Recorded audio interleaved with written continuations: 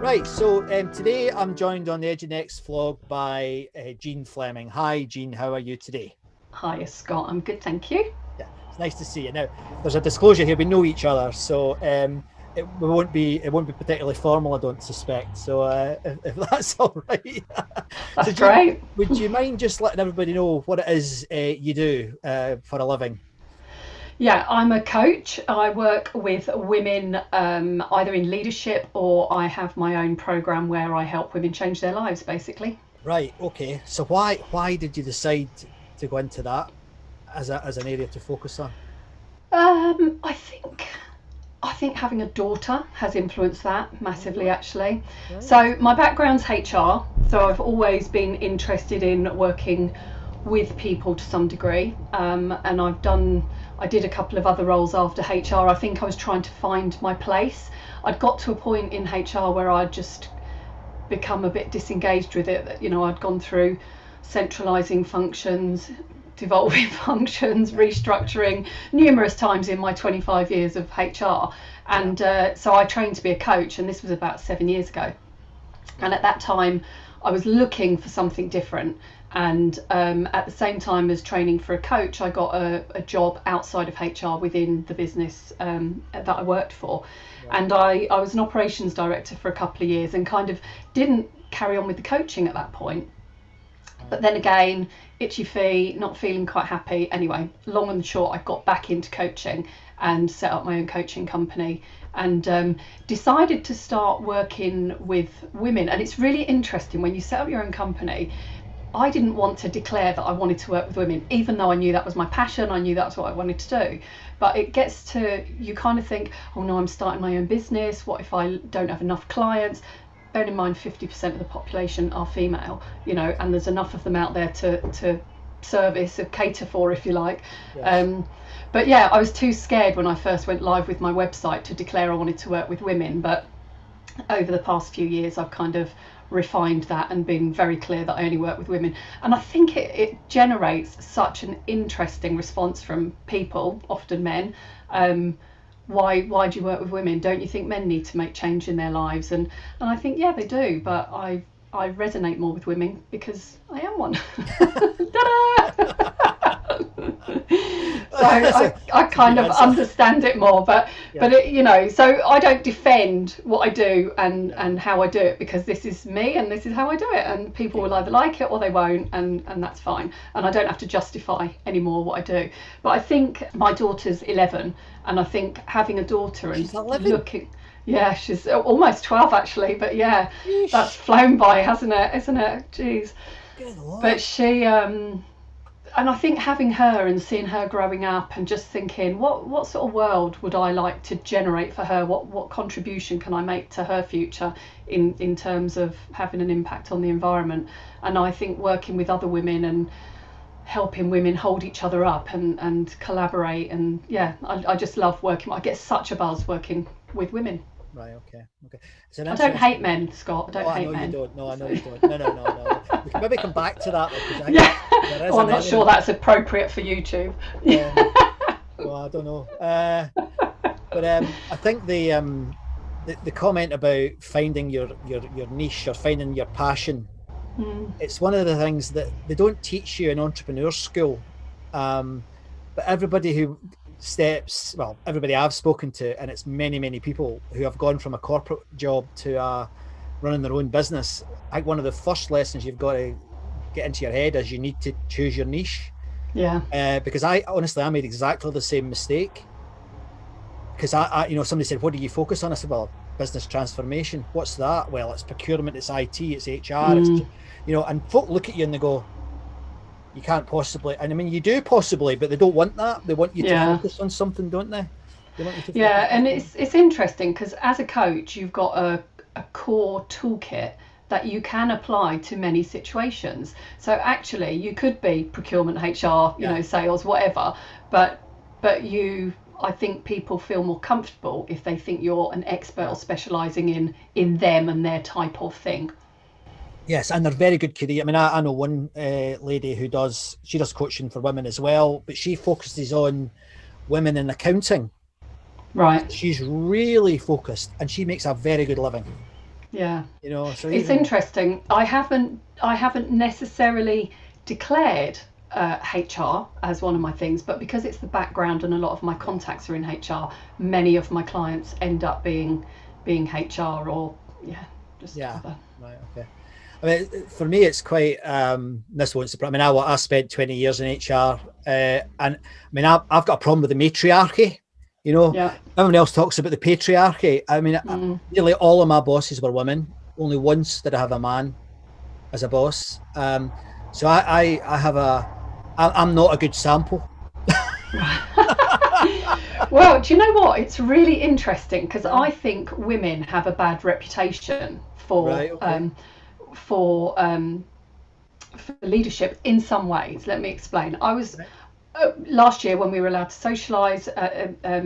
I had some friends over, and a couple of my friends who are leaders within their organisations were saying, I don't like working for women. And I just said, how can you generalise? And they Yeah. just said, no, every woman I've worked for, she's been absolutely awful. I'm just like, but you're women leaders. What would you feel if your team were generalising about you in Yeah. that way?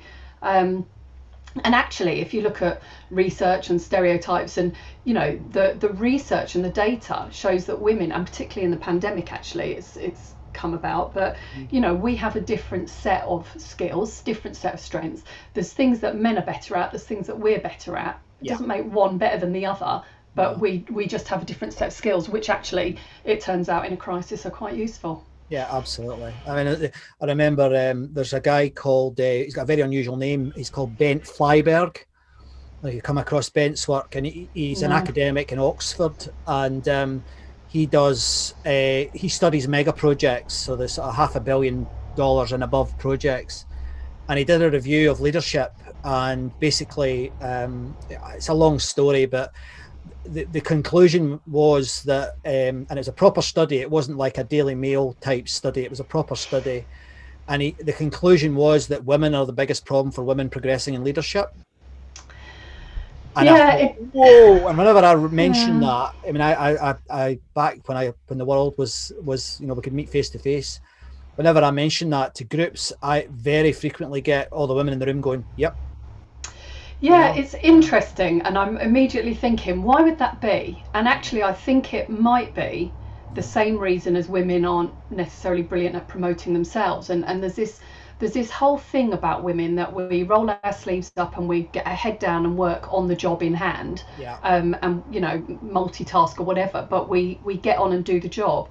yeah, But we're less strong most of the time, in my experience, of managing our careers and looking at where are we going next, we yeah, wait for opportunities to land on our lap. So I kind of think, if we're doing that to our own career, is that where we're letting other women down? Because if we're not looking forward for our own career, how are we helping them with driving forward their career? I don't know. And if we're role models, are we displaying the wrong behaviours in that sense? yeah. That's a really interesting observation. Um, do you think?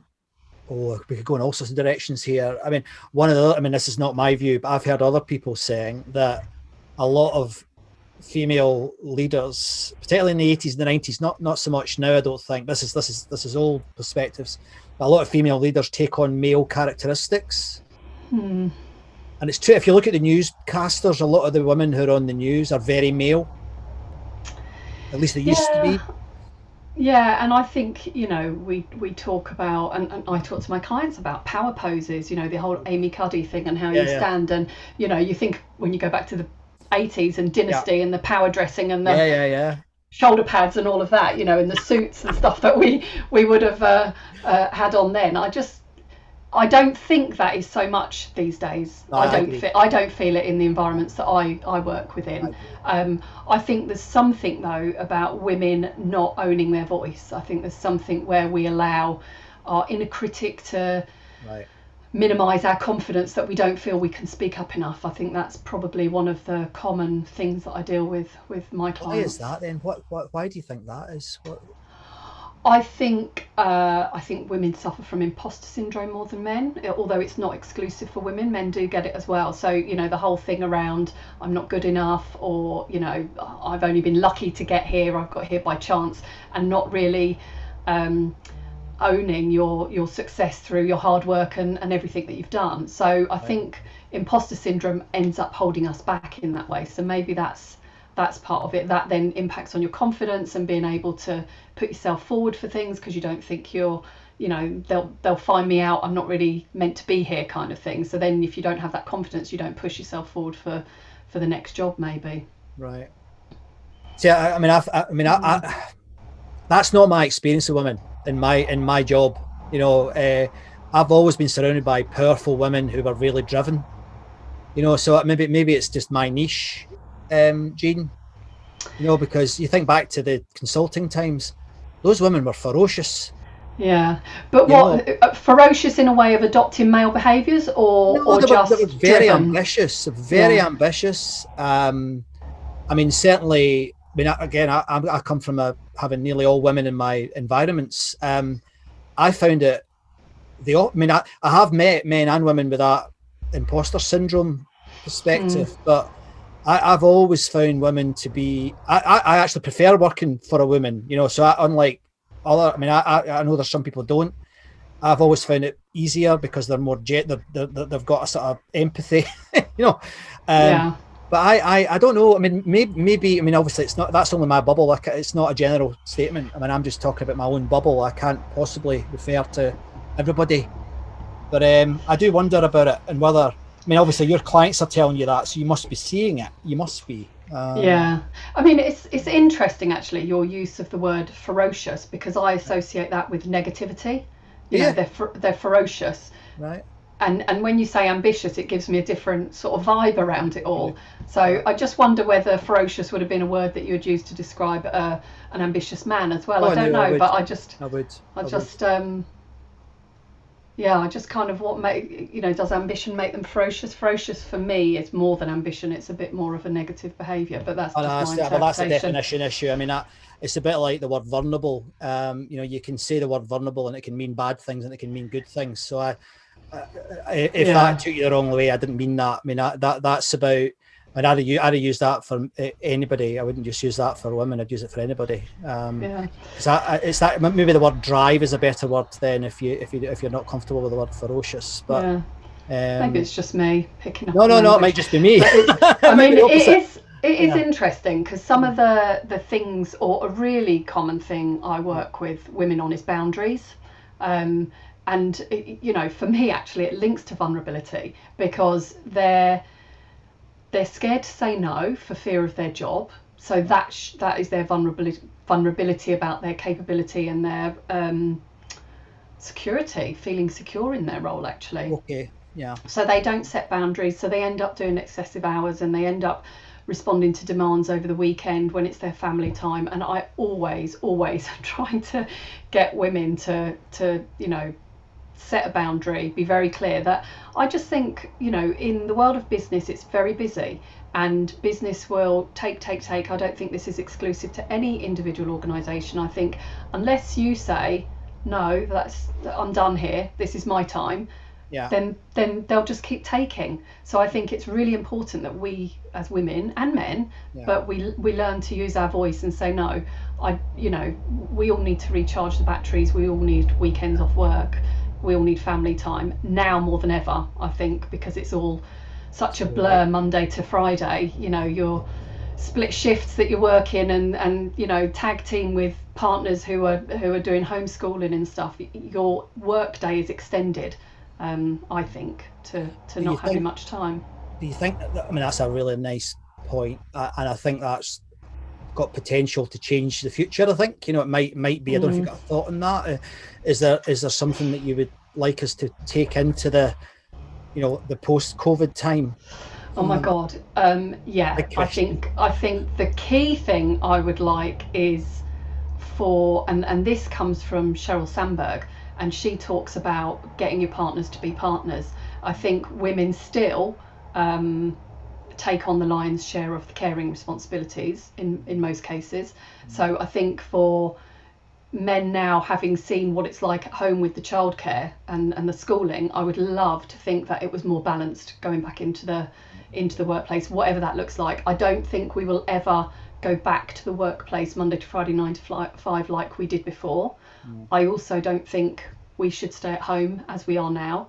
For me, it's all about finding a balance, and I want that balance to be gender fluid, whether it's male or female. It doesn't really, I think all of us should have a balance. I don't think the pressure should be on any one to either do more homing or more hours in the workplace. Yeah, no, I share that aspiration. I mean, I think it would be wonderful if we could learn from this experience and go back different. I wonder, I mean, I guess in 2008 when we had the big crash, we didn't all get sent home though, did we? But no. Not a lot happened, and I can't remember much changing. So that, that was my year in Paris, Scott. That was my year when I was working in Paris, and I was pregnant. So actually, I was aware of the financial crash, but was probably more interested in my figure crashing. My own figures, not the financial figures. Yeah. Oh dear. Oh dear. Yeah. So the highlight reel, that's definitely going in the highlights reel. So from a business perspective, I didn't it didn't impact hugely the project that I was working on at that time. Yeah. But go back to I'm really intrigued by, I like the aspiration of sharing. I love that. Remember, you're a partner. I think that's a really, really powerful actually. And I have to, as a bloke, I see a lot of men that do nothing at home. I mean, it is outrageous in 2021 that people are still like that.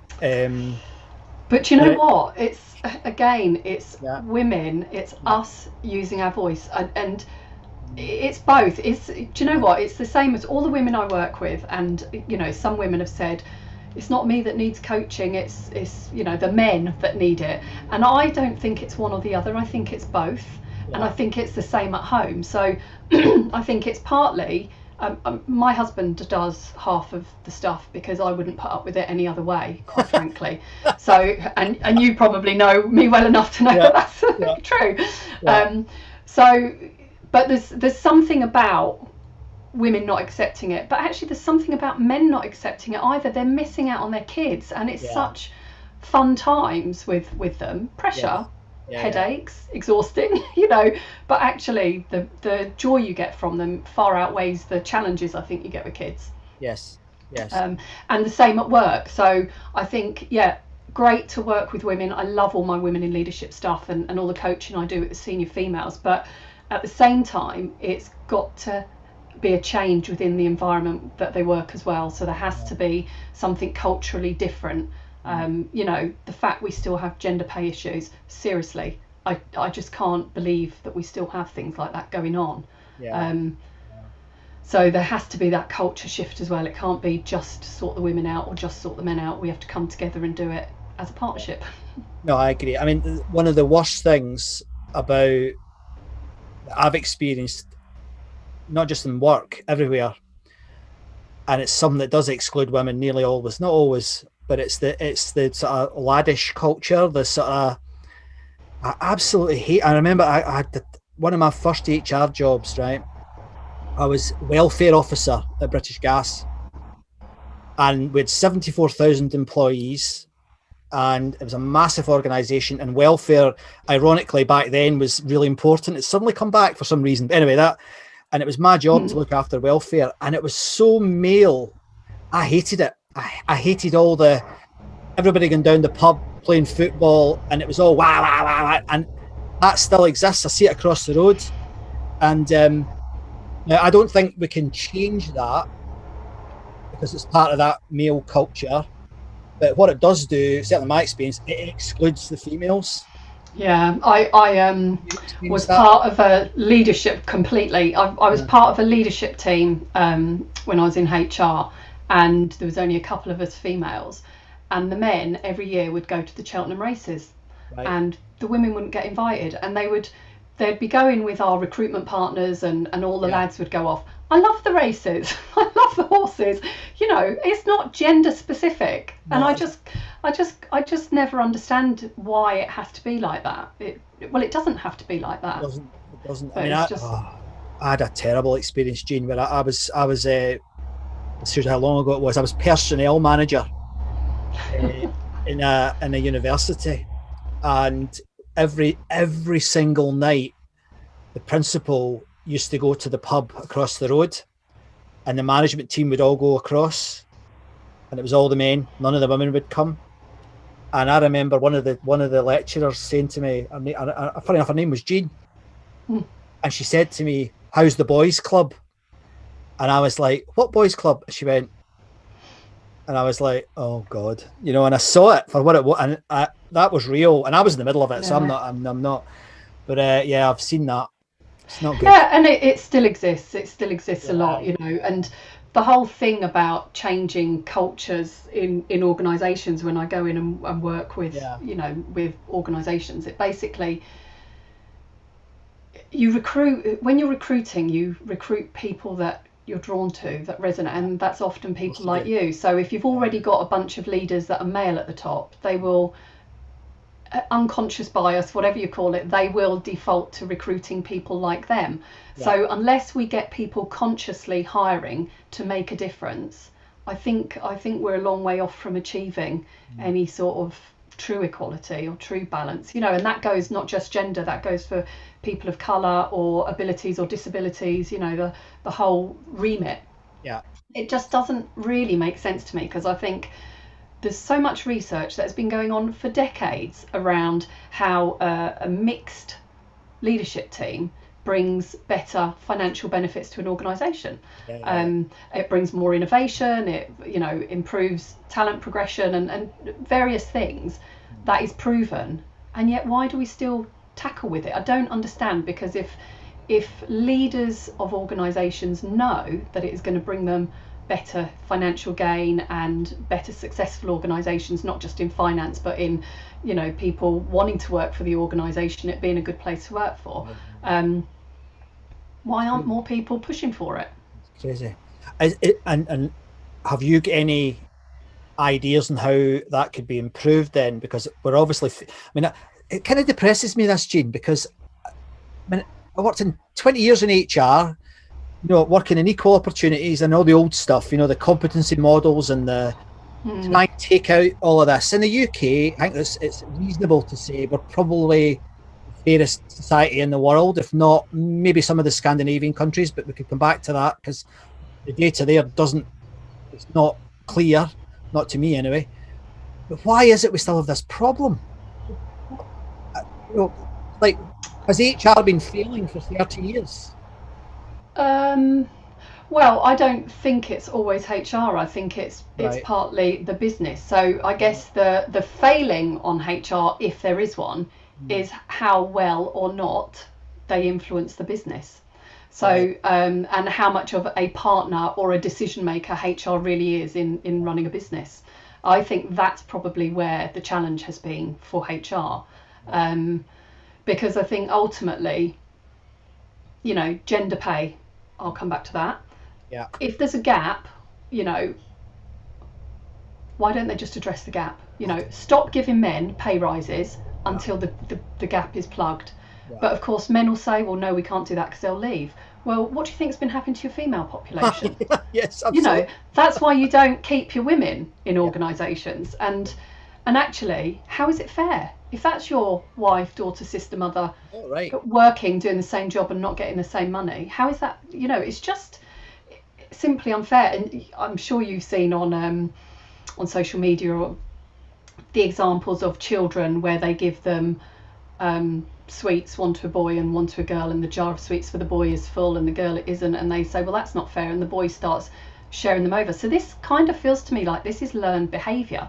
So what are we doing with our children to make sure that they know about fairness, so that by the time they're in business, that they're not adopting the rules of the 80s and 90s, and that we're starting to make a bit more of a shift change. So HR need more influence, I guess.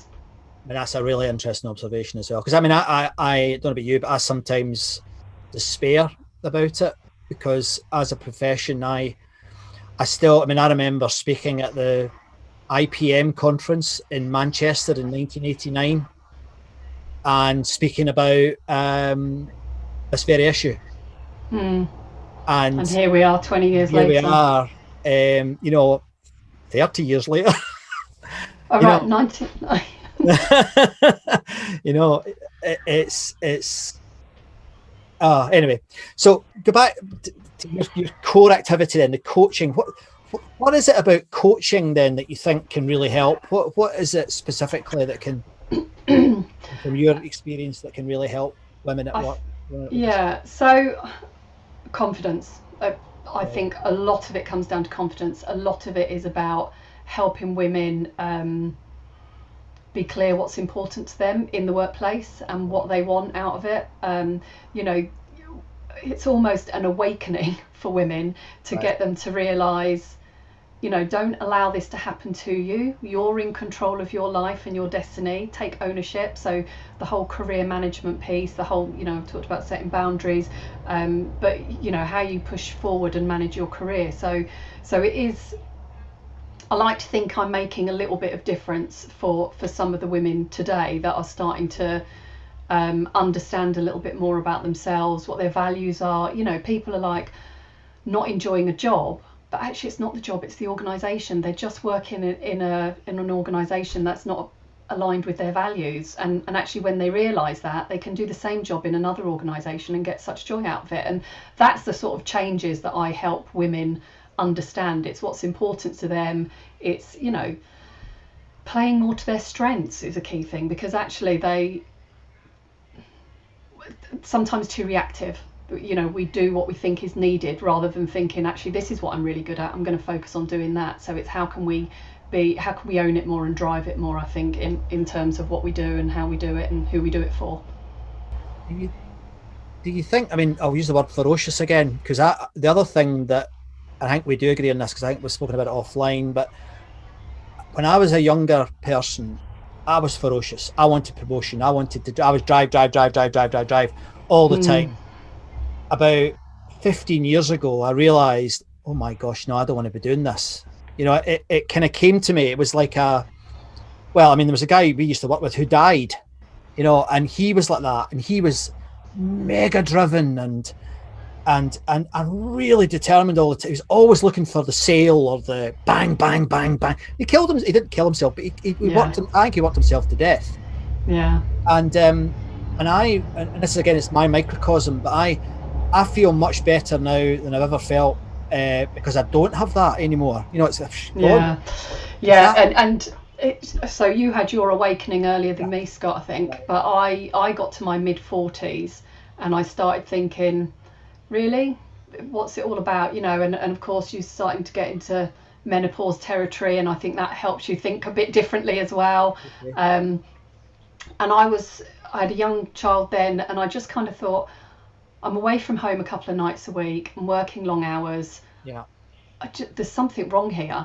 And I was fortunate, I was able to take some time out, and I did exactly that, took some time out and thought about what do I want to do. And this is where I went back to my coaching and revisited some of the things that I'd done while I was training, and actually reassessed what were my values, what was important to me, what do I want to do with my life. And the key thing that came out of it for me was about, actually, on my deathbed, it's not going to be my companies that are around me, it's it's going to be my family. So actually prioritize family now. And I keep hearing, the older we get, the younger you think people die, don't you? But it's kind of, you see people, like you say, work really hard and then die too early. Yeah. And I just think, I don't want to retire at 68, which I think is my current retirement date. I don't want to retire at 68 and then die 10 years later, 10 days later, hopefully not 10 years later. So I want to enjoy life now. So I'm not saving for my retirement. I'm enjoying life now and getting that balance in now. So I made some significant changes, and don't earn what I earned a number of years ago, but actually I'm more happy for it. I've got, my time is more my own. I've got balance in my life. It's a much better way to live. I think it's a healthier way to live. Yes. And how, 100% we're in the same camp, absolutely the same. I think largely, though, in my case, down to my other half, because she pushed me to stop having that drive. Just calm down, Scott. You don't need to do that. Why would you want to do that? And I think, and she was coaching me, so yeah, Yeah. it definitely helped. But so, what advice then would you give to? I mean, you've got a young daughter. I've got a young daughter as well. What advice would you give to them in terms of preparing to enter or not the corporate career? Yeah. So, I mean, so I always drive, do something you enjoy. Okay, that is first and foremost, because we do spend too many hours working for us not to do something that brings us joy. So that's kind of the first and foremost. I also drive to her to have financial independence, actually, because it gives her choices. I'm not saying I want her to be earning mega bucks or anything like that. I just want her to have some financial independence, so that she never feels trapped by anything, a company, a partner, by anything. I want her to have that freedom, that independence. I think be true to yourself. I mean, it's as simple as that. Just be very clear about what's important to you, and follow that path. I mean, after my sort of shake up, if you like, a few years ago, where I changed the way I live my life, I designed a program based on all of the coaching. I cherry picked the best of the coaching tools that, if you like, that I use to reshape my life, and I've now packaged them into a program that I do for other women. And it's brilliant to see, I've had women call me in tears. They haven't got the work-life balance. They're juggling family and children, and obviously this year it's been even more testing, but this was a few years ago. And she went on the program, and it just gave her perspective around what was important. And other people are coming saying they want a promotion, but actually they come on and realise work isn't everything. So it's getting some perspective in life. But actually, I've had people who have been made redundant and then have gone on to set up their own business, or they've gone to find a job that actually the organisation is better suited to them. I've got so many examples of women who come on thinking they want one thing, but actually their outcome is completely different. But all of it is about getting in touch with themselves and what gives them joy and what's good for them, and going and living a more fulfilling life in line with that. So it's, again, that's not the leadership stuff necessarily that I do. It's more about change. Might be change a career, it might be change a job, but it might just be some tweaks in your lifestyle. And we always, I think, talk ourselves out of stuff. So a few years ago I might have said to myself, no, I can't afford to give up my job. But actually, I changed where I shopped, I changed the car I drive, I changed the way I live my life. So, we don't eat out as well. Nobody eats out at the moment, but, pre-COVID, we stopped eating out as much. We didn't have as many takeaways. So our outgoings reduced.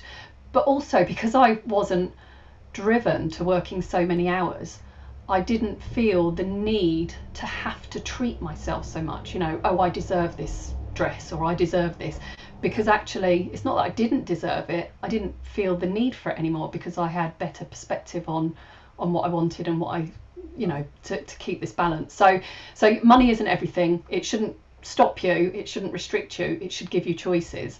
But don't feel just because you've earned X amount in your life that you always have to earn X amount in your life. You can adapt. Great advice, thank you. Is there an example of a company that you've come across? And I mean, benchmarking is not, if anyone thinks I'm suggesting benchmark, I'm not keen on benchmarking, but I also like to look at good examples though, and see if there's anything I can take, and as you said, cherry pick into my organ. Is there an example of a company that's really doing well at this, do you think?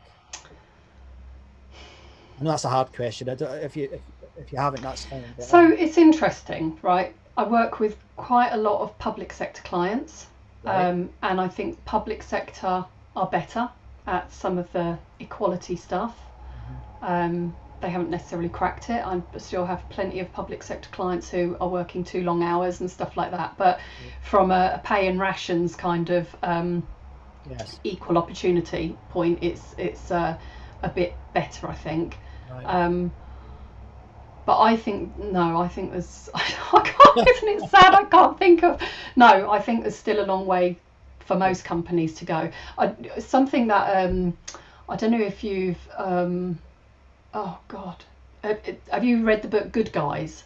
Um, No, I've heard of it, I think, but I don't know right. anything. So they advocate about guys speaking up for women. And they talk about an allyship, which I am really an advocate for, but I don't think enough organisations promote it. So that's something that's I'm kind of keen to try and get into the organisations I work with. So that's almost giving the men permission to call it out if they see peers behaving inappropriately, saying anything inappropriately, where a woman may feel, oh, it's just the little woman saying that. You know, if a man says it and addresses something, it gets addressed more. Also, just being an ally to the women and supporting them, and you know, and I've worked with some great men actually who are very much already without the label, they're already allies to women. But yeah, I think there's still a long way to go for most organisations. And as you said earlier, it's bizarre that they're not, because if they want the best for the business, they should want the best for the business. I just find the whole that really bizarre, really bizarre. And that's a lovely idea. I'll look that out actually. Thanks for that. Yeah. We hear the word ally quite a lot just now, don't we? In the response to the Black Lives Matters movement and others, don't we? It's quite a LGBTQ as well. Yeah. thing at the moment, and I think it's a good thing personally. And I think so. Another thing that we've introduced somewhere is I mean, you've heard of reverse mentoring, where millennials will mentor maturer members of the workforce, but also men mentoring women so that they get an understanding of what it's like for women, you know, and without judgment, not whether it's right or wrong. If this is how a woman feels, this is how she feels, and accepting that and understanding how you can change that and behave differently to help support you know, equality.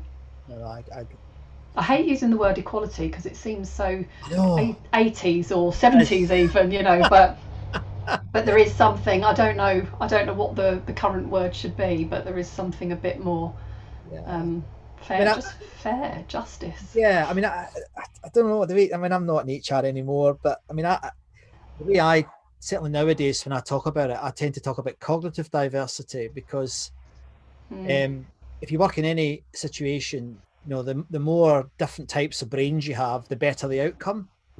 Unless you're in the military, I mean, there are certain roles that you need to have that single-minded sort of thing, and that's gender, not gender specific. It's just it's a role thing. You know, if you're running a fire brigade, you don't need everybody thinking about, well, should we use that hose or this hose? You need to solve it. You know, but in a corporate environment, some of the best moments in my career have been when strangers have come in, or you know, we've met people who, like, I remember I've done quite a lot of work with artists and musicians, and it's like amazing, you know, and I think companies become quite myopic, and actually by being more diverse, that myopic view can be broken. Yeah, for sure. My brother is he's creative, he's in music, and his brain is immense. I mean, he can apply his brain to anything, and he's a very creative thinker. And I just think, oh my God, if he came into the corporate world where I move, you know, where I operate, it would be amazing. But of course, I don't think the corporate world is ready for brains like his yet. They could definitely benefit from it, but it's just not the norm. So again, it's this whole thing about stepping out from what we're conditioned to be like, or what we're, you know, what we think an organisation should be like, you know. I think it's, and actually I think the pandemic has helped that a little bit. You know, people coming on Zoom calls now where they're not in dresses, shirts and ties, and you know, we're all a bit more casual than maybe we would have been in our professional environments. So maybe we're starting to shift what is acceptable, and that would be great if that was going to be an outcome of the pandemic, actually. Here. I'm all for appointing the corporate poets and corporate artists. I think it's a great idea. Yeah. So, final question, but it could be quite an interesting one, because you must have seen this council thing that's happening just now with that two horrific men shouting at that woman. Have you seen it yet? No. Have you not? Oh, right. Okay. Well, we don't need to talk about that then. Now, this is it's a Zoom call where there's a lady. Now, I'm not fully up to date with it. Sam and I only saw it last night for the first time, and it's a lady trying to run a meeting in a county council. I'll send you it, Jane. It's hilarious. Well, it's hilarious. It's also really disturbing because there's two men involved in it, and oh my god, it is, one of them screams at her, learn the rules, and she's really professional and does a brilliant job. She actually kicks the chairman off the call. It's hilarious, but it's really terrifying that people still behave like that. So this isn't a comedy. This is a real. Oh no, this is real. I mean, it's unbelievable. I mean, I do get lots of there's lots of examples where it's called man-terruption, where men interrupt women the whole time. So in meetings there's man-terruption. There's also a woman might voice a view, an opinion, and or a suggestion. It doesn't get picked up. 10 minutes later, a man down the table suggests it. Yes, that's a great idea, Scott. And that is where male allyship, somebody else could say, well, isn't that what Jean just said 10 minutes ago? It's kind of that sort of thing. But yeah, I mean, it's very typical for women to, Jean, do you want to take the notes? Because I'm the only woman around the table. Well, no, I don't actually. It's there are still examples of behaviours like that, which it leaves me pulling my hair out, quite frankly. Horrible. And I don't know if you know this, but the interesting thing with that is that before the Second World War, men were secretaries, not women. Because I remember watching something actually where they nearly never took a woman on because it was the first time a woman was getting into it. But it just shows you in such a short period of time the whole culture can switch. Well, the war helped that. If I can say that. But and maybe the pandemic as another global crisis will have more impact on that as well. Well, I hope you're right. Listen, Jane, thanks very much for joining me.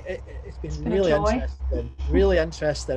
I'd love to talk to you more about the future stuff, because I think there's a lot in that I have no idea about, and I'm not sure anybody does, but it's always good to think about it. If my viewers want to get in touch with you or see your work, where's the best place for them to do that, Jean? They can go onto my website, jeanfleming.com, or email me at hello@jeanfleming.com, or I'm on LinkedIn and Facebook, all under jeanfleming.com. Fantastic. Is there anything that I might ask you and I haven't, that you'd like to add?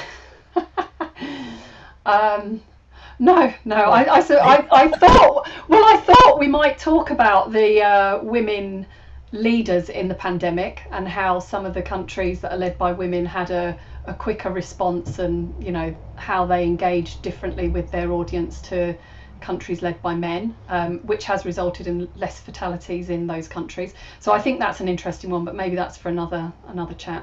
I mean, there's definitely an interesting story there, isn't there? It's very interesting. Definitely. Well, and hopefully this is where male corporate leaders learn from the political leaders that we've got, female political leaders. Yes. Learning from political leaders. Well, that'll be interesting. Female political leaders. It's a difference. No, that's brilliant. Well, Jean, thanks very much. Brilliant. Thanks, Scott. Thank you.